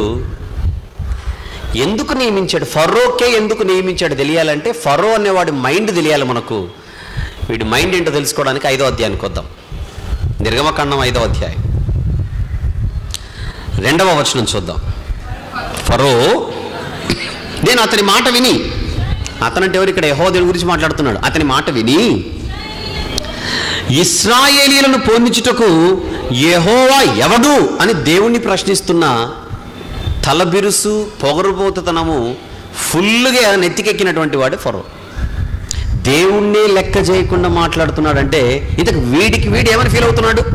ఈ ఐగుప్తీయులకు దేవుడు అనేవాడు ఎవడు లేడు, ఉంటే నేనే. పరోక్షంగా గుర్తుపెట్టుకోండి, ప్రాచీన కాలంలో పాలకులు వారిని వాళ్ళు దేవుళ్ళుగా వాళ్ళు ప్రజల ముందు ప్రొజెక్ట్ చేసుకునే ప్రయత్నాలు చేసేవాళ్ళు. ఎప్పుడు గుర్తుపెట్టుకోవాలి, పాలకులు ఎప్పుడు ప్రజల గుండెల్లో నిద్రపోవాలని, ప్రజల చేత ఏమిగా వాళ్ళు పరిగణించబడాలని ఆశించే వాళ్ళు. చెప్పండి, అప్పటి కాలం ఏంది? ఇప్పటికదే కదా. ఈరోజు ఇప్పుడు ప్రజెంట్ బతికున్న నాయకుల గురించి యూట్యూబుల్లో కానీ పేపర్లలో కానీ మీరు చూస్తే ఆయన అభిమానులు ఈయన ఏమని పిలుస్తుంటారు? నువ్వు దేవుడు స్వామి, నువ్వు దేవుడు స్వామి. దేనికి దేవుడు అంటే ఒక చంటిబిడ్డను ఎత్తుకున్నాడు ఒకరోజు. అంత హోదాలో ఉన్న ఆయన చంటిబిడ్డను ఎత్తుకున్నాడు. నిజంగా స్వామి నువ్వు దేవుడు స్వామి అంటున్నారా లేదా చెప్పండి? నాయకులను దేవుళ్ళు చేస్తున్న సమాజం ఇది. ఇంత ఆధునిక ప్రపంచంలో ఈరోజు మూఢనమ్మకాలను తరిమి కొట్టాలన్న నినాదాలతో ఉద్యమాలు కూడా నడుస్తున్న ఈ తరుణంలో కూడా నాయకులను, నటులను, దేవుళ్లను, దేవతలను చేసుకొని బతుకుతున్న ఈ సమాజంలో ఇప్పటికీ మీరు ఎంతో చూసారో నాకు తెలియదు కానీ హైదరాబాద్ ఇంకొక సుమారు ఒక 80 నుంచి 100 కిలోమీటర్లు ఉందనగా, ఇప్పుడు మీరు ఇక్కడ నుంచి హైవేలో వెళ్తే విజయవాడ నుంచి హైదరాబాద్ వెళ్ళేటప్పుడు హైదరాబాద్ ఇంకొక 80 కిలోమీటర్ల దూరం ఉందనగా, పోనీ ఒక 80 నుంచి 100 కిలోమీటర్ల దూరం ఉందనగా మీకు ఎడమ వైపున ఒక గుడి వస్తుంది. తెలుసా ఎవరి గుడి అది? గాంధీ గుడి. అడ్రస్ చెప్పాను ఇప్పుడు. గాంధీ గుడి, ఆ గుడి పేరే గాంధీ గుడి. చూడండి, ఎప్పుడైనా మీరు ఇక్కడ నుంచి వెళ్ళేటప్పుడు నార్కెట్పల్లి అని తగులుతుంది. నార్కెట్పల్లి దాటిన తర్వాత చిట్యాల అని వస్తుంది. చిట్యాల దాటిన వెంటనే 5 నిమిషాల్లోగా మీకు ఎడమవైపు ఒక గుడి వస్తుంది. ఆ గుడిలో విగ్రహం ఎవరిది? గాంధీ గారిది. మంచి పెద్ద స్థలంలో పెద్ద గుడి కట్టి హైవేలో బోర్డు నాటింటాడు, మహాత్మా గాంధీ గుడి దాని పేరు. అనగనగా కాదు, అనుకున్నా, అందుకే అడ్రస్ చెప్పింది. ఏం చేస్తుంది ప్రపంచం? మనుషులను కాస్త పూజ్యులుగా, పూజార్హులుగా.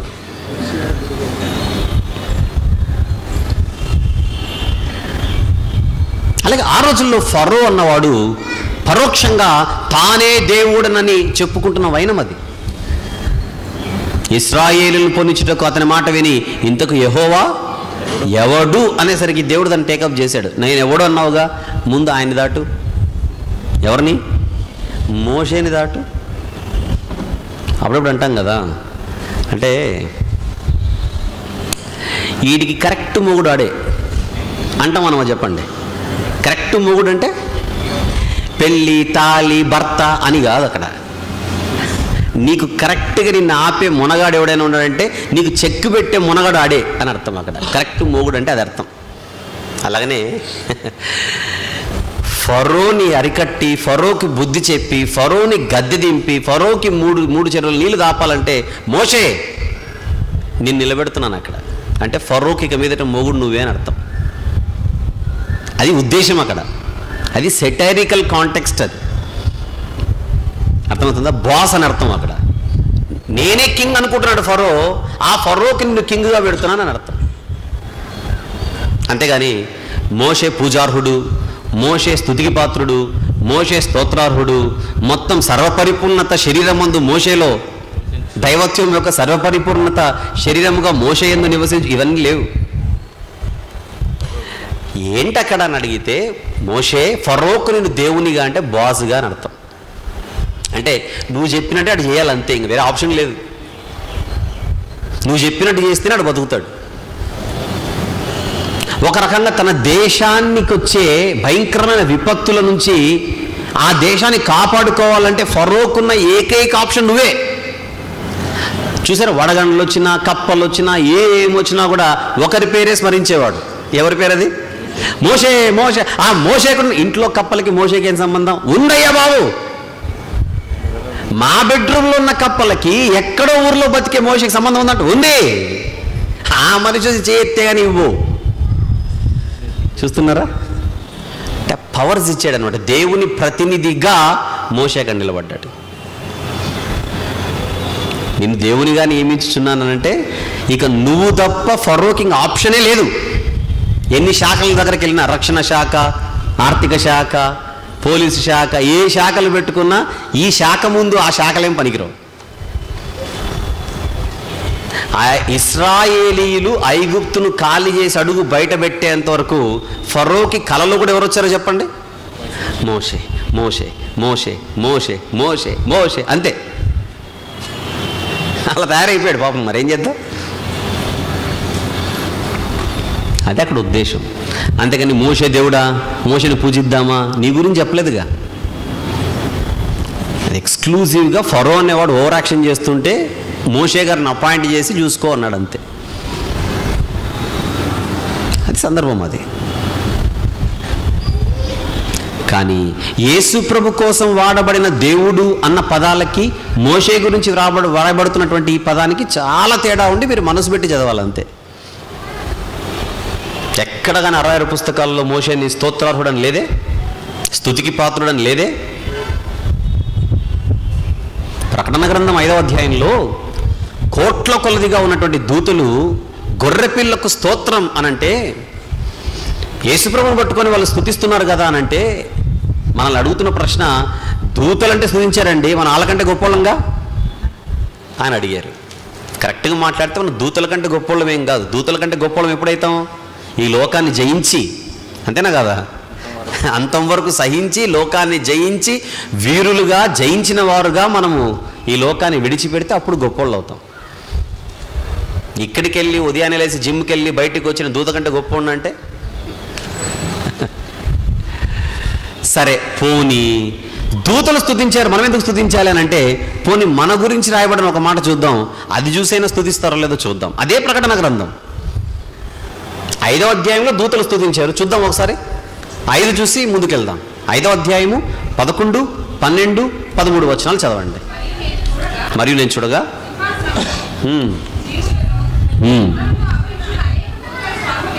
దూతల స్వరం వినబడేను. కోట్ల కొలదిగా ఉన్నారు దూతలు. వాళ్ళు చూసారా, వారు వధింపబడిన గొర్రెపిల్ల. ఐశ్వర్యమును, జ్ఞానమును, బలమును, ఘనతయు, మహిమయు, స్తోత్రమును పొందనర్హుడని. చూసారా, గొర్రెపిల్ల స్తోత్రము పొంద అర్హుడు. అర్హుడు అంటుంది ఎవరు? కోట్ల కొలదిగా ఉన్న దూతలు ఘనత, మహిమ, ప్రభావములు, స్తోత్రము పొంద అర్హుడు అని గొప్ప స్వరముతో చెప్పు. చిన్నగా చెబితే వినారని గొప్ప స్వరంతో చెప్పారట. అయినా వచనం అది. ఇప్పుడు 13 చదవండి. అంతటా పరలోకమందును, భూలోకమందును, భూమి క్రిందను, సముద్రములోను. చూసారా, ఉన్న ప్రతి మనుషులే కాదు, దూతలే కాదు, అక్కడ ప్రతి సృష్టము. వాటిలోనున్న సర్వమును. చూసారా, అనగా వాటిలోనున్న సర్వము సింహాసనాసీనుడై ఉన్నవానికిని, అంటే యెహోవా దేవునికిని, గొర్రెపిల్లకును, అంటే యేసు ప్రభుకును స్తోత్రమును, ఘనతయు, మహిమయు, ప్రభావమును యుగయుగములు కలుగునుగాక. స్తోత్రము, మహిమ, ప్రభావము ఎప్పుడు కలగాలట? యుగయుగములు కలుగు. సదాకాలం, ఎప్పుడు, ఆదివారం మాత్రమే కాదు, కలుగును గాక అని చెప్పారట. అంటే దూతలు మాత్రమే కాదు, సర్వ సృష్టి స్తుతిస్తోంది ఎవరిని? యెహోవా దేవునితో పాటు. ఇప్పుడు సర్వ సృష్టిలో ఏమున్నాయి కొన్ని చెప్పండి, మీకు ఏం ఐడియా వస్తాయి చెప్పండి. సూర్య, చంద్ర, నక్షత్రాలు పైన చూస్తే, సౌర కుటుంబంలో అన్ని గ్రహాలు, ఆ సౌర కుటుంబంలో భూమి, ఆ భూమి మీద ఉన్న ప్రతి సృష్టము. అంటే అర్థం ఏంటి? సముద్రములు, పర్వతాలు, కొండలు, కోనలు, చెరువులు, నదులు, మైదానాలు, చెట్లు, రాళ్ళు, మొత్తం అన్నీ. అంతేనా? అందులోనున్న సర్వం అంటే అర్థం ఏంటి? అన్నీ. అక్కడ కనిపించే చెట్లకు దేవుడు వాయిస్ ఇస్తే అవి స్తుతిస్తూ ఉంటాయి. ఏమని? యేసు ప్రభువానికి స్తోత్రం, యేసు ప్రభువానికి స్తోత్రం, యేసు ప్రభువానికి స్తోత్రం. యెహోవా దేవునితో పాటు, యెహోవా దేవునితో పాటు సింహాసనాసీనుడైన వానికిని, గొర్రెపిల్లకును యుగయుగములు, యుగయుగములు, యుగయుగములు అవి స్తుతిస్తూనే ఉంటాయి. చెట్ల గురించే కాదు, పురుగులు, పక్షులు, జంతువులు, నేను పాలకొల్లో చెప్పాను ఒక మాట, జంతువుల్లో మనం అసహించుకునే జంతువులు కూడా కొన్ని ఉన్నాయి, నీచమైన జంతువులు అంటాం, అవి కూడా. అర్థమైందో లేదో మీకు? మీరు ఏవైతే నీచమైన జంతువులు అని మీరు అనుకుంటారో, నేను పేరు చెప్పను, మీరు ఏదైనా అనుకోండి, ఆ జంతువులు కూడా యేసుప్రభుని ఏం చేస్తున్నాయి? స్తుతిస్తున్నాయి. కానీ మనిషి ఏం చేస్తున్నాడు? నేను స్తుతించను. ఎవరు బెటరో చెప్పండి. ఇక అదే బెటర్ కదా. ఇక అది చాలా బెటర్. దానికి కూడా అర్థమైపోయింది, మనకు అర్థం కావట్లే. ఏం చేద్దాం? ఇప్పుడు ఒకటి చూపిస్తా వచనం మీకు, అసలు దూతలకు సెట్టే కాదు, అది దూతలకు సెట్టే కాదు, ఎవరికో చూడండి. అదే ప్రకటన గ్రంథం తీయాలి, 7వ అధ్యాయం, దయచేసి 9, 10 వచనములు ఓపికగా చదువుకుందాం. అటు తర్వాత నేను చూడగా, ఇదిగో జనం అంటే దూతలు కాదు, మనుషులు, ప్రతి జనంలో నుండి, ప్రతి వంశంలో నుండి, ప్రజలలో నుండి, ఆయా భాషలు అంటే అన్ని భాషలు మాట్లాడే వారిలో నుండి వచ్చి ఎవడును లెక్కింపజాలని ఒక గొప్ప సమూహము. కానీ వీళ్ళు మనుషులా కాదా చెప్పండి ముందు నాకు? మనుషులేనా? కనబడేను. నెక్స్ట్ మాట, వారు తెల్లని వస్త్రములు ధరించుకున్నవారై ఖర్జూరపు మట్టలు చేత పట్టుకొని సింహాసనం ఎదుటంటే ఎవరున్నారు? సింహాసనంపై యెహోవా దేవుడు. సింహాసనం ఎదుటను అంటే యేసుప్రభు ఎదుటను నిలబడి, అంటే యెహోవా దేవునికిని, అంటే యేసుప్రభుకు, దేనికై? మా రక్షణకై స్తోత్రమని గొప్ప స్వరం మహాశబ్దముతో ఎలుగెత్తి చెప్పారట. స్తోత్రం ఎవరికి? యెహోవా దేవునికి. నెక్స్ట్ యేసు ప్రభుకి. దేనికోసం స్తోత్రం చెప్తున్నారు? మా రక్షణకై నీకు స్తోత్రము తండ్రి అని యెహోవా దేవునితో, మా రక్షణకై నీకు స్తోత్రం ప్రభువా అని యేసు ప్రభుతో. మా రక్షణకై నీకు స్తోత్రం అయ్యా అని పౌలు గారితో చెప్పరు ఎవరు. వాక్యం చెప్పిన పేతురు గారితో చెప్పరు. పెంతెకొస్తు పండుగ దినాన మొట్టమొదటి వాక్యం చెప్పింది ఎవరు? పేతురు గారు. అయినా ఆయన చెప్పరు స్తోత్రం. ఎందుకు? వీళ్ళెవ్వరూ దేవుళ్ళు కాదు కనుక. ఏమంట? మా రక్షణకై నీకు స్తోత్రం. ఎవరెవరికి? యెహోవా దేవునికి అండ్ యేసు ప్రభుకి. ఇలా చెప్పేవాళ్ళు ఎవరట? రక్షణ పొందిన వాళ్ళు. రక్షణ పొందిన వాళ్ళు ఎవరిని స్తుతిస్తారు చెప్పాలి? రక్షణ పొందిన వారు ఎవరికి స్తోత్రం చెబుతారు? కుమారుణ్ణి పంపినందుకు తండ్రికి, మన కోసం వచ్చినందుకు కుమారునికి. అంతేనా కదా? కుమారుని పంపినందుకు యెహోవా దేవునికి స్తోత్రం, మన కోసం వచ్చినందుకు యేసు ప్రభుకి స్తోత్రం. ఎంత పిచ్చ క్లారిటీ ఉంది ఇక్కడ. ఎప్పుడు తప్పు అవుతుందంటే, యెహోవా దేవుడు చూసి, అయ్యా మా కోసం ఈ లోకానికి వచ్చి రక్తం గార్చి ప్రాణం పెట్టావు, నీకు స్తోత్రం అంటే, నేను రాలేదురా షటప్ అంటాడు అంతే. అది తప్పు అవుతుంది. యేసుప్రభుని చూసి, యేసుప్రభు మా కోసం నీ ప్రియ కుమారుని లోకానికి ఆయన బలి చేసావంటే, నేనేరా వచ్చింది, ఫస్ట్ ప్రార్థన నేర్చుకో అని అంటాడు అంతే. అప్పుడు తప్పు అవుతుంది.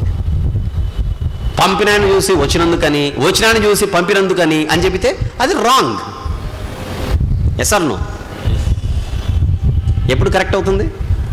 పంపినాయన్ని చూసి పంపినందుకు స్తోత్రం అని చెప్పి, వచ్చినాయన్ని చూసి వచ్చినందుకు స్తోత్రం అని చెబితే సమస్య లేదు. అదే వాళ్ళు చేసింది. మా రక్షణకై నీకు స్తోత్రం అని ఎవరు చెప్తున్నారు? ఇద్దరికి చెబుతున్నారు. చెప్పించింది ఎవరు? పరిశుద్ధాత్ముడు. పరిశుద్ధాత్మ నడిపింపు లేకపోతే ఆ మాట ఎందుకు వస్తుంది? ఆ మాట రావాలంటే ఎవరు నడిపింపు ఉండాలి? పరిశుద్ధాత్మ నడిపింపు లేకపోతే ఏమంటారు? ఏం స్తోత్రం చెప్పం. అసలు మేము స్తోత్రం చెప్పాలంటే ఫస్ట్ ఆఫ్ ఆల్ ఆ మనిషికి ఏముండాలి? రక్షణ ఉండాలి. మేము స్తోత్రం చెప్పము అంటున్నారంటే వాళ్ళకి ఏం లేదని? రక్షణ లేదని. ఇదే మీకు ఆనవాళ్ళు. ఎదుటోడిలో రక్షణ ఉందో లేదో తెలియాలంటే ఆనవాళ్ళు ఏంటి? ఆ వ్యక్తి తన నోటితో మనస్ఫూర్తిగా యేసుప్రభుకి ఏమని చెప్తాడు? నీకు స్తోత్రం ప్రభువా. దేనికి? మా రక్షణకై నీకు స్తోత్రం. ఎందుకు? బైబిల్లో రక్షణ పొందిన వారు రక్షణ కొరకై ఆయనకి ఏం చెల్లిస్తున్నారు? స్తోత్రం చెల్లిస్తున్నారు. ఇప్పుడు నేను చెప్పిన దాంట్లో మీకు వాస్తవం కనపడిందా? నా వాక్చాతుర్యం కనపడిందా? చెప్పండి. వాస్తవానికి వాక్చాతుర్యానికి తేడా ఉంది. ఇది వాక్చాతుర్యం అనరు, వాస్తవం అంటారు. ఈయన ఏదో మభ్య పెడుతున్నాడండి అంటే నేను ఎక్కడ మభ్య పెడుతున్నాను? కొన్ని సందర్భాలు ప్రకటన గ్రంథం నేను తీలేదు తెలుసా మీకు? అసలు ప్రకటన గ్రంథం నేను తీయలేదు, మీరే చదివేది తీసి. నేను మభ్య పెట్టడం ఎట్లా అవుతుంది? అది అలా బైబిల్ నేర్చుకుంటే కన్ఫ్యూజన్ ఎక్కడది? అలా బైబిల్ నేర్చుకుంటే మనకి ఇబ్బంది ఎక్కడది? సమస్య ఎక్కడది? యేసుప్రభు యుగ యుగములు స్తుతికి పాత్రుడు. శరీరములో రానప్పుడు స్తోత్రార్హుడే, శరీరములో ఉన్నప్పుడు స్తోత్రార్హుడే, శరీరం విడిచి వెళ్ళిపోయిన తర్వాత కూడా ఆయన నిరంతరము స్తోత్రార్హుడు. అందుకే ఇంగ్లీష్ చదివించాను, తెలుగు చదివింది. కొలస్సీ పత్రిక 2:9 ఏముంది? దేవత్వం యొక్క సర్వపరిపూర్ణత శరీరముగా క్రీస్తునందు నివసించుచున్నది. అంటే ద ఫుల్నెస్ ఆఫ్ డెయిటీ అంటాడు. శరీరములో ఆయన డెయిటీ అంటే దేవుడు, పూజార్హుడు, స్తుతికి పాత్రుడు అని అర్థం. అది మనం ఇంకా బాధపడాలి, ఆయన శరీరంలో ఉన్నప్పుడు మనం చూడలేకపోతుమే అని. సంతోషించాలి, చూడక నమ్మిన వారు ధన్యులని. చూడక నమ్మాము ధన్యులం, బాగానే ఉంది. కానీ చూసే అవకాశం ఒకటి ఉంటే ఎంత బాగుండేది. చూసే అవకాశం ఉంటే ఎంత బాగుండేది. నేను మొన్న కువైట్కి వెళ్ళినప్పుడు, కువైట్ అనగానే ఆయిల్ కంపెనీస్ ఎక్కువ ఉంటాయి కదా. కువైట్ అనగానే మనకు ఆయిల్ కంపెనీస్, అందులో కంపెనీ ఉంది, దాని పేరు కువైట్ ఆయిల్ కంపెనీ, KOC అంటారు దాన్ని. అక్కడికి నన్ను తీసుకొని వెళ్ళాడు ఒక సహోదరుడు. వెళితే కేవలము ఆయిల్ భూమిలో నుంచి ఎలా వస్తుందో చూపించడానికే ఒక డాక్యుమెంటరీ వేస్తారు వాళ్ళు. ఆ డాక్యుమెంటరీలో ఒక పెద్ద స్క్రీన్పై, డిజిటల్ స్క్రీన్పై ఆ డాక్యుమెంటరీలో ఒకప్పుడు సద్దాం హుసేన్ చేసినటువంటి యుద్ధాలు కువైట్పై, తర్వాత 700 సుమారు 60 నూనె బావులను ధ్వంసం చేశాడు. అంటే ఇప్పుడు కాశ్మీర్ సమస్య మనకు ఎలాగైతే ఉందో అలాగే ఇరాకీలు, అంటే సద్దాం హుసేన్ దేశం ఇరాకీలు కిందనే ఉన్నటువంటి కువైట్ దేశం మాది అని ఆక్రమించుకోవడానికి కువైటీలు ఒప్పుకోవడం లేదన్న ఉద్దేశంతో యుద్ధానికి దిగారు. దాన్ని గల్ఫ్ వార్ అంటారు. అప్పుడు ఆ రోజుల్లో జరిగిన నిజమైన ఫొటోస్ ఉంటాయి కదా, నిజంగా ఆ రోజుల్లో ఆ యుద్ధాలలో ఉన్నటువంటి ఒరిజినల్ ఫొటోస్ ఉంటాయి, బ్లాక్ అండ్ వైట్ ఫొటోస్ ఏవో ఉంటాయి. అవన్నీ వేసి ఆ యుద్ధం జరిగేటప్పుడు ఆ ఎఫెక్ట్స్ చూపించి, బాంబులు వెళ్ళేటప్పుడు అగ్ని ఎలాగైతే వస్తుందో నిజంగానే కూర్చున్న మనకు అగ్ని శాఖ తగులుతుంటుంది. ఆ ఎఫెక్ట్స్ పెట్టాడు. అంటే నిజంగానే మనం చలిమంట ముందు ఉంటే ఆ వేడి ఎలాగైతే మన శరీరానికి తగులుతుందో ఆ తెర మీద అగ్గి లేచినప్పుడు మనకు ఆ శాఖ తగులుతుంటుంది. అలాంటి టెక్నాలజీ యూజ్ చేశాడు. అదంతా చూస్తున్నప్పుడు ఆ రోజుల్లో సైనికులు ఎలా పోరాడారో వాళ్ళ దేశం కోసం, గాయాలు, బురద, భయంకరమైన నూనె, ఇదంతా చూపిస్తున్నప్పుడు కువైటీలు, ఈ రోజున్న కువైటీలు ఆ రోజున్న కువైటీలకు రుణపడి ఉన్నారు అన్న ఫీలింగ్ కలుగుతుంది మనకు. అలాంటివి చూసేటప్పుడు నాకు ఒకసారి అనిపిస్తుంటుంది, మనం యేసుప్రభువుని చూడకపోతే కనీసం ఆ స్క్రీన్ మీద అయినా ఒరిజినల్గా ఆయన సేవ చేసిన ఆ నడకలు, నడిచినవి, సముద్రంలో చెప్పినవి, కొండ మీదకి ఎక్కినవి వీడియో లేకపోతే పోయింది, కనీసం ఫోటోను ఉంటే ఎంత బాగుండేది అనిపిస్తుంటుంది. ఇప్పుడు నేను చెప్పిన తర్వాత మీకు అనిపించట్లా? ప్రార్థన చేయండి, దేవుడు ఒక ఫోటో పంపాలని. అంటే చూడలేకపోతే ఆయన్ని చూసింటే ఎంత బాగుండేది. మనమందరం పరలోకానికి వెళ్ళి ఖచ్చితంగా డాక్యుమెంటరీ వేయించుకుందాం. యేసు ప్రభు 33.5 సంవత్సరాలు ఏం చేశాడో వెళ్ళగానే ఫస్ట్ డిమాండ్ అదే మంది, మాకు అది చూపించాలంతే. అక్కడ ఏమైనా అడగొచ్చు మనం. ఏమంటున్నాను? శరీరముగా యేసు ప్రభు, అదే అక్కడ కూడా చెప్పాను, పాలకొల్లో పాట కూడా అదే, వాక్యమే రూపమై దేహమే దాల్చగా సృష్టియే సాక్ష్యమై పులకించేనే. అది అంటే సృష్టి, ప్రత్యేకించి భూమి, ఈ నేల, మనం భూమిని ఇంటర్వ్యూ చేసి what is the most memorable moment in your history, నీ చరిత్ర అన్నిటికంటే నువ్వు ఇంకా మర్చిపోలేని సంఘటన ఏదన్నా ఉందా అని అడిగితే ఆ సృష్టికర్త యొక్క పాదాలు నా మీద మోపబడిన రోజు నేను మర్చిపోలేనని చెబుతుంది భూమి. ఆయన పాదాలు నేలను తాకిన వేళ ఈ సృష్టి పులకించిపోయి ఉంటుంది. ఆదాము పాదాలు తగిలాయి, హేబేలు పాదాలు తగిలాయి, మోషే పాదాలు తగిలాయి నేలకి, అంత ఫీలింగ్ ఏమి ఉండదు. కానీ యేసుప్రభు పాదాలు తగిలిన రోజున అలా ఒక రకమైనటువంటి ఫీలింగ్ ఈ భూమి కలిగే ఉంటుంది ఖచ్చితంగా. అంత గొప్ప శరీరం అయింది, అది నేను చెప్పేది. కానీ ఆ శరీరమును ఏం చేశాడు ఆయన? రిక్తునిగా చేసుకొని మనందరి కోసం ప్రాణం పెట్టాడు. అది గొప్పతనం. దేవుడై ఉండి ఆ శక్తులు ఉపయోగించుకోకుండా 100% దేవదూతల స్వభావాన్ని ఆయన కలిగి లేక మనలో ఒకని వంటి వాడై రక్తం కార్చి ప్రాణం పెట్టాడే, అది గొప్ప సంగతి. అది గొప్ప సంగతి. గనుక కొలస్సీ పత్రిక 2వ అధ్యాయం 9వ వచనం యేసు ప్రభుని ఎవరని చూపిస్తోంది? దేవుడని చూపిస్తోంది. మరి ఇంతకుముందు నేను దీని గురించి ఎందుకు అడిగారు, ఎందుకంటే మీరు ఆ వచనం చూపించట్లేదంటే నేను ఒకటే చెప్పాను అడిగిన వాళ్ళకి, డైరెక్ట్గా దేవుడు అని ఉంటేనే నమ్మనోళ్ళు ఇంత ఎక్స్ప్లెనేషన్ ఉన్న వెనకాల మనం తీసి చెప్తే నమ్మే పరిస్థితులు ఉంటారా? అందుకే అది చెప్పలేదు. మీకెందుకు చెప్తున్నానంటే మీరు అర్థం చేసుకునే స్థితిలో ఉన్నారు కనుక. మీరు కూడా ఇప్పుడు లేచి ఆయన దేవుడు కాదన్నారనుకోండి, కొలసి 2 పక్కన పెట్టి మీకు మొత్తం అన్ని మళ్ళీ స్టార్టింగ్ నుంచి వస్తాను మళ్ళీ. ఎందుకు? దేవుడు అని కళ్ళెదురుగా 3 అక్షరాలు కనబడుతుంటేనే నమ్మని మనసు దేవత్వం అంటే కూడా దైవం అనే భావనలో ఉంది అని మనము చెప్పే ప్రయత్నం చేస్తే నమ్మే మనసు వాళ్ళకు ఉంటుందా? అందుకే అవి చూపించలేదు. ఈరోజు వివరించేటువంటి అవకాశం, సమయం మనకు ఉంది కనుక దాన్ని మాట్లాడుకోగలిగాం. కనుక దేవత్వము అనగానే ఇద్దరికీ అప్లై అవుతుంది. మనిషికి అప్లై అయ్యేటప్పుడు అది భక్తి గురించి, దేవునికి అప్లై అయ్యేటప్పుడు అది దైవం అన్న భావంతో ఉంటుంది. అందుకే మీకు ఇంగ్లీష్ కూడా తీసి చదివించింది. ఇర్మియా గ్రంథం 2వ అధ్యాయం.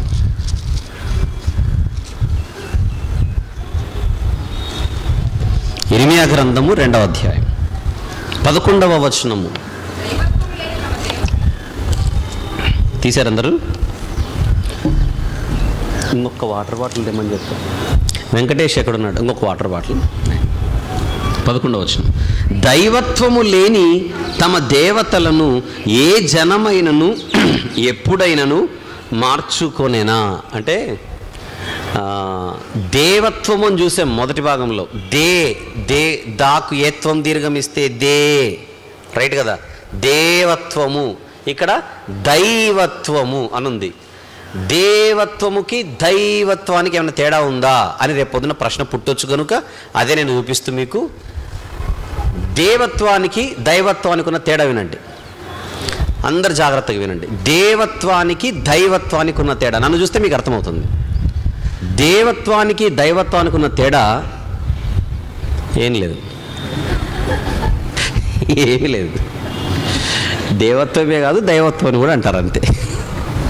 అంటే మీరు సీరియస్గా రాసుకుంటున్నారేమో అని రాసుకోండి, ఏమీ లేదని రాసుకోండి అంతే. ఇప్పుడు ఇంగ్లీష్లో మనం ఎలాగైతే దేవత్వము లేదా దైవత్వం, దీన్ని మనము divinity, deity, God head, godhood, అది తెలుగు బైబిల్లో మనం దైవత్వం అన్న చోట గాడ్ అని కూడా రాయబడిందని చూసాం కదా. ఇప్పుడు ఇంగ్లీష్లో ఏముందో మనం ఇర్మియా గ్రంథంలో చూద్దాం. 2వ అధ్యాయము 11వ వచనం. Has a nation ever changed its gods yet they are not gods at all. తెలుగులో ఏమన్నాడు ఇక్కడ? దైవత్వము లేని దేవతలు అన్నాడు. ఇంగ్లీష్కి వచ్చేసరికి దే ఆర్ నాట్ గాడ్స్. దైవత్వము లేనివి అంటే దైవము కానివి, దైవాలు కానివి, దేవుళ్ళు కానివి అనేది అక్కడ పాయింట్. మనిషిలో కనబడితే దాన్ని ఏమనాలనుకున్నాం మనం ఇందాక? గాడ్లీనెస్ అంటే భక్తి, ఆ జీవితం. కనుక ఇక్కడ రాయబడిన సందర్భాలన్నీ కూడా దైవాలు కానివి అన్న భావనతో రాయబడ్డాయి. అంటే రేపు దేవత్వము దైవత్వము రెండు వేరువేరా అంటే కాదు, రెండు ఒకటే. దేవోక్తి దైవోక్తి రెండు ఒకటే. దేవకుమార్ దైవకుమార్ అంతేనా? దేవకుమార్ దైవకుమార్ రెండు ఒకటే. దేవుని కుమారుడు అనే భావన ఇచ్చే మాట. దైవకుమారి దేవకుమారి రెండు ఒకటే. దేవ సహాయం దైవ సహాయం రెండు ఒకటే. కనుక దేవ దైవ రెండు వేరు వేరు అని మీరు భావించాల్సిన అవసరం లేదు.